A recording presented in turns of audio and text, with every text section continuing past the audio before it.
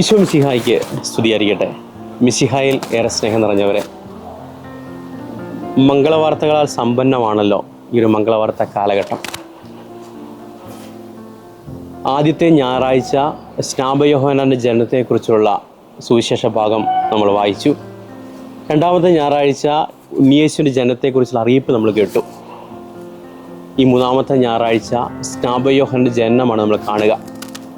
ലൂക്കായുടെ സുവിശേഷം 1-ാം അധ്യായം 57 മുതൽ 66 വരെയുള്ള വചനഭാഗങ്ങളാണ് ഇന്നത്തെ നമ്മുടെ ധ്യാനത്തിൻ്റെ വിഷയമെന്ന് പറയുക. വൃദ്ധരായ സക്രിയായ്ക്കും എലിസബത്തിൻ്റെയും ജീവിതത്തിൽ ദൈവം കൊടുക്കുന്ന കാരുണ്യത്തെപ്പറ്റി നമ്മളിന്ന് ധ്യാനിക്കുകയാണ്. പ്രിയമുള്ളവർ, ഈ സുവിശേഷ ഭാഗം നമ്മൾ കാണുമ്പോൾ എൻ്റെ മനസ്സിലേക്ക് കടന്നു വരുന്ന ഒരു ബൈബിൾ വചനം ഇപ്രകാരമാണ്. സങ്കീർത്തന പുസ്തകം 116-ാം അധ്യായം 1-2 വാക്യങ്ങൾ. ഞാൻ എൻ്റെ കർത്താവിനെ സ്നേഹിക്കുന്നു, എൻ്റെ പ്രാർത്ഥനയുടെ ഉത്തരം അവൻ നൽകുന്നു.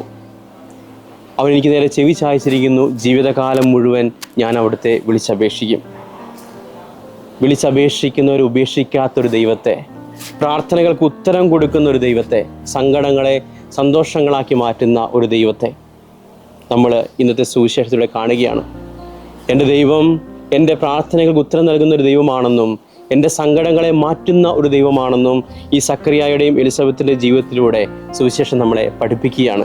പ്രിയമുള്ളവരെ, ആ ദൈവത്തെ കൂടുതൽ സ്നേഹിക്കാനുള്ള ക്ഷണം ഇന്നത്തെ ഒരു സുവിശേഷ ഭാഗം നമ്മളോട് പങ്കുവെച്ച് തരികയാണ്. ഇന്നത്തെ സുവിശേഷത്തിലൂടെ കടന്നു പോകുമ്പോൾ മനസ്സിലേക്ക് കടന്നു വരുന്ന ഒന്നാമത്തെ ചിന്ത എന്ന് പറയുക, ജീവിതം സന്തോഷപ്രദമാക്കി മാറ്റണമെങ്കിൽ, ജീവിതം ആഹ്ലാദഭരിതമാക്കി മാറ്റണമെങ്കിൽ എന്ത് ചെയ്യണമെന്ന് ഈ പ്രിയപ്പെട്ട സക്രിയായും എലിസബത്തും നമ്മളെ പഠിപ്പിക്കുകയാണ്. പ്രിയമുള്ളവരെ, ജീവിതം സന്തോഷകരമാക്കി മാറ്റണമെങ്കിൽ, ജീവിതം ആഹ്ലാദപ്രദമാക്കി മാറ്റണമെങ്കിൽ നമ്മൾ സ്വീകരിക്കേണ്ട നിലപാട് എന്താകണമെന്ന് ഈ വൃദ്ധ ദമ്പതികൾ നമ്മളെ പഠിപ്പിക്കുന്നുണ്ട്. ഈ സുവിശേഷത്തിൽ 1-ാം അധ്യായം 58-ാമത്തെ വാക്യം പറഞ്ഞു നോക്കി ഇപ്രകാരമാണ്: കർത്താവ് അവളോട് വലിയ കാരുണ്യം കാണിച്ചിരിക്കുന്നു എന്ന് കേട്ട അയൽക്കാരും ബന്ധുക്കളും അവളോടൊത്ത് സന്തോഷിച്ചു എന്നാണ് ഈ ബൈബിൾ നമ്മൾ മുമ്പിൽ വരച്ചു കാട്ടുക. കർത്താവ് അവളോട് വലിയ കാരുണ്യം കാണിച്ചിരിക്കുന്നത് കേട്ട അയൽക്കാരും ബന്ധുക്കളും അവളോടൊത്ത് സന്തോഷിച്ചു എന്ന്. പ്രിയമുള്ളവരെ, സന്തോഷം ആ കുടുംബത്തിൽ മാത്രമായിട്ട് ഒതുങ്ങുന്നില്ല. ബന്ധുക്കളിലേക്കും അയൽവാസികളിലേക്കും തുടർന്ന് ആ നാട്ടിലെല്ലാവരിലേക്കും ആ സന്തോഷം പടരുന്ന ഒരു കാഴ്ച നമ്മൾ കാണുന്നു. അപ്പോൾ പ്രിയപ്പെട്ട ഈ സക്രിയായും എലിസബത്തും നമ്മളെ പഠിപ്പിക്കുന്ന ഒരു കാര്യം ഇതാണ്: ജീവിതം സന്തോഷപൂരിതമാകണമെങ്കിൽ ദൈവത്തിൻ്റെ കാരുണ്യം നമ്മൾ ജീവിതത്തിൽ അനുസ്മരിക്കണമെന്നും ദൈവം നൽകുന്ന അനുഗ്രഹങ്ങളെ ഓർത്തെടുക്കണമെന്നും ഈ എലിസബത്തും സക്രിയയും നമ്മളെ പഠിപ്പിക്കുകയാണ്. പ്രിയമുള്ളവർ, ഇവരുടെ ജീവിതത്തിൽ ദൈവം കൊടുത്ത കാരുണ്യം എന്താണ്? സ്നാപയോഹന്നാൻ്റെ ഒരു ജനനം അവരുടെ ജീവിതത്തിൽ ഒരു കാരുണ്യമാക്കി ദൈവം മാറ്റുകയാണ്. ഈ ഒരു കാരുണ്യത്തെ അവർ ഓർത്തെടുത്ത് ആഘോഷിക്കുമ്പോൾ അവരുടെ ജീവിതത്തിൽ മാത്രമല്ല, ചുറ്റുമുള്ളവരിലേക്കും ബന്ധുക്കളിലേക്കും അയൽവാസികളിലേക്കും മറ്റുള്ളവരിലേക്കും ഈ സന്തോഷം പടരുന്നൊരു കാഴ്ച നമ്മൾ കാണുന്നു. അതുകൊണ്ടാണ് പ്രിയമുള്ളവർ പറയുക, ജീവിതത്തിൽ സന്തോഷം നമ്മൾ അനുഭവിക്കണമെങ്കിൽ നമ്മൾ എടുക്കുന്ന നിലപാട് എന്ന് പറയുക, നമ്മുടെ ജീവിതത്തിൽ ദൈവം നൽകിയ എല്ലാ കാരുണ്യത്തെയും ഒപ്പം തന്നെ അനുഗ്രഹങ്ങളെയും ഓർത്തെടുത്ത് അത് ആഘോഷിക്കണമെന്ന് ദൈവം നമ്മളെ പഠിപ്പിക്കുകയാണ്. നമുക്ക് നമ്മുടെ ജീവിതത്തിൽ നിന്ന് വിലയിരുത്തി നോക്കാം, എത്രമാത്രം അനുഗ്രഹങ്ങളാൽ സമ്പന്നമാണ് നമ്മുടെ ജീവിതം. നമ്മുടെ കുടുംബജീവിതം, നമ്മുടെ പ്രിയപ്പെട്ട സുഹൃത്തുക്കൾ, ഒപ്പം നമ്മുടെ അധ്വാന മേഖലകൾ എല്ലാം ദൈവത്തിൻ്റെ കാരുണ്യമാണെന്നും അത് തിരിച്ചറിഞ്ഞുകൊണ്ട് അതിനെ ഓർത്തെടുക്കുവാനും അതിനു മുമ്പിൽ ശിരസ് നമിച്ചുകൊണ്ട് ദൈവം നന്ദി പറയാനുള്ള ജീവിതമാക്കി മാറ്റണമെന്ന് സക്രിയായും എലിസബത്തും നമ്മളെ പഠിപ്പിക്കുകയാണ്. ആ ഒരു ക്ഷണത്തിലേക്ക് ഇന്നത്തെ സുവിശേഷം നമ്മളെ നയിക്കുന്നുണ്ട്.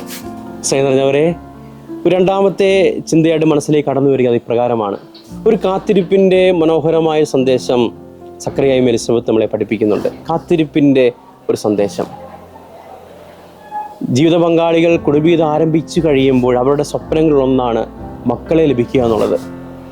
പക്ഷെ സന്താന സൗഭാഗ്യമില്ലാതെ കടന്നു പോകുന്ന സക്രിയായും എലിസബത്ത് നമ്മൾ കാണുന്നുണ്ട്. ഇങ്ങനെ ജീവിതം മുന്നോട്ട് പോകുമ്പോൾ നിരവധി ചോദ്യങ്ങൾ ഈ ദമ്പതികൾക്ക് നേരെ സമൂഹം ചോദിച്ചിരിക്കും. കാരണം നമുക്കറിയാം, ഇന്നത്തെ കാലഘട്ടങ്ങളിൽ പോലും കുടുംബജീവിതത്തിലേക്ക് കയറി കഴിഞ്ഞ ശേഷം മക്കളില്ല എങ്കിൽ ഒത്തിരിയേറെ ചോദ്യങ്ങൾ ഉറപ്പായിട്ടും ചില ദമ്പതികൾ നേരിടുന്നുണ്ട്. മക്കളില്ലാത്ത ദമ്പതികൾ, അവരുടെ സങ്കടങ്ങളുടെ ആഴം നമ്മൾ അളക്കുന്നതിനേക്കാൾ അപ്പുറമാണ്. നമുക്ക് ദയവായിട്ട് അവർക്ക് വേണ്ടി നമുക്ക് തമ്പുരാനോട് പ്രത്യേകമായിട്ട് പ്രാർത്ഥിക്കാം.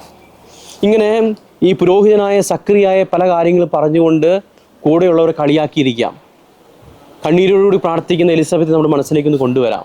ചോദ്യങ്ങൾക്ക് മുമ്പിൽ പതറിപ്പോകുന്ന ഒരു എലിസബത്ത്. പ്രിയമുള്ളവരെ, പക്ഷേ അവർ ജീവിതയാത്രയിൽ ഇങ്ങനെ ഒത്തിരിയേറെ ചോദ്യങ്ങൾ കേൾക്കുന്നുണ്ടെങ്കിൽ പോലും പക്ഷേ അവർ ദൈവത്തെ തള്ളിപ്പറയാനോ ദൈവത്തെ മാറി നിൽക്കാനോ ശ്രമിക്കുന്നില്ല. കാരണം സുവിശേഷത്തെ കൃത്യമായിട്ട് വരച്ച് കാട്ടുന്നുണ്ട്, അവർ ദൈവത്തിനു മുമ്പിൽ നീതിനിഷ്ഠരായിരുന്നു. അപ്പോൾ പ്രമാണങ്ങളും കൽപ്പനകളും നീതിപൂർവ്വം അനുസരിക്കുന്നവരായിരുന്നു എന്ന് സുവിശേഷം നമ്മോട് വരച്ചു വെക്കുന്നുണ്ട്.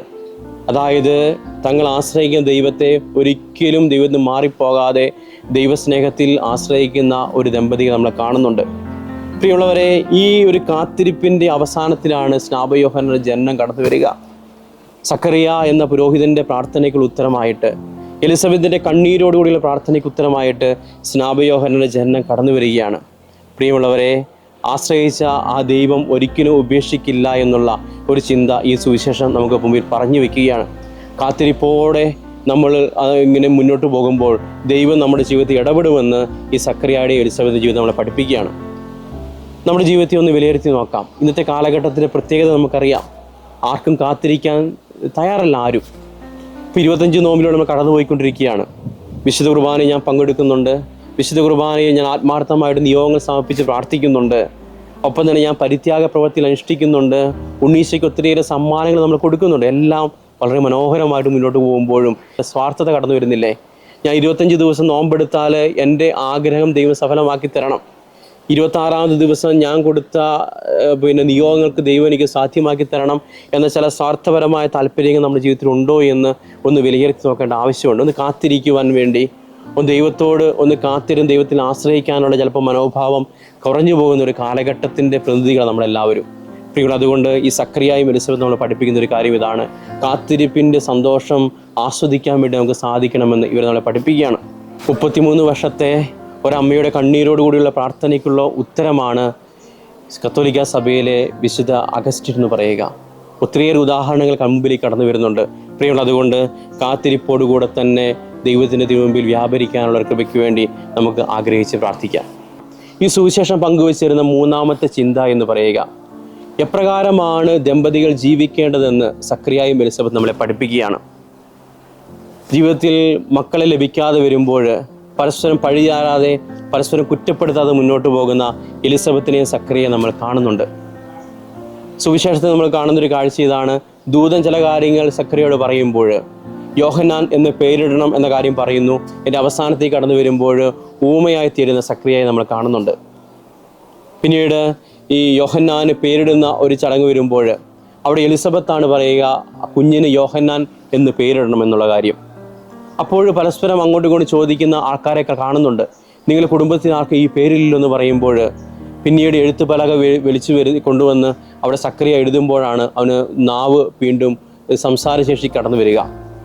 പ്രിയമുള്ളവരെ, അവർ ചോദിക്കേണ്ട ഒരു ചോദ്യം ഇതാണ്: എങ്ങനെയാണ് എലിസബത്ത് ഈ ശിശുവിന് യോഹന്നാൻ എന്ന് പേരിടണം എന്ന കാര്യം അറിഞ്ഞത്?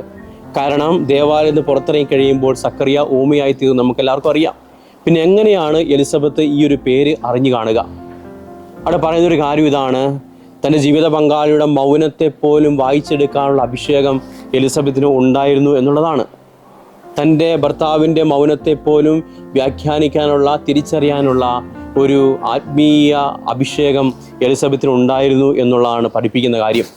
പ്രിയമുള്ളവരെ, ജീവിതയാത്ര മുന്നോട്ട് പോകുമ്പോൾ ചില സങ്കടങ്ങളും ചില മൗനങ്ങളുമായിട്ട് ജീവിതം മുന്നോട്ട് പോകുമ്പോൾ ദമ്പതികൾ എപ്പോഴാണ് തങ്ങളുടെ ജീവിത പങ്കാളിയുടെ മൗനത്തെ വായിച്ചെടുക്കാൻ സാധിക്കുക? അവിടെ അനുഗ്രഹങ്ങളും കാരുണ്യവും കടന്നു വരുമെന്ന് എലിസബത്തും സക്കറിയായി നമ്മളെ പഠിപ്പിക്കുകയാണ്. എപ്പോഴാണ് ജീവിത പങ്കാളിയുടെ സങ്കടങ്ങളെ വായിച്ചെടുക്കാൻ വേണ്ടി സാധിക്കുക? എപ്പോഴാണ് ജീവിത പങ്കാളിയുടെ സഹനത്തെ വായിച്ചെടുക്കാൻ വേണ്ടി സാധിക്കുക? എപ്പോഴാണ് ജീവിത പങ്കാളിയുടെ മൗനത്തെ വായിച്ചെടുക്കാൻ വേണ്ടി സാധിക്കുക? അവിടെ ദൈവത്തിൻ്റെ കാരുണ്യം, ദൈവത്തിൻ്റെ അനുഗ്രഹം കടന്നു വരുമെന്ന് ഈ സക്കറിയായും എലിസബത്ത് നമ്മളെ പഠിപ്പിക്കുകയാണ്. ആണ് പ്രിയമുള്ളവരെ, ഇന്നത്തെ സുവിശേഷം നമ്മൾ മുമ്പിൽ അവതരിപ്പിക്കുന്ന സക്കറിയായും എലിസബത്തിനെയും പറ്റി നമുക്ക് ഒത്തിരിയേറെ ധ്യാനിക്കാൻ ഇനിയുമുണ്ട്.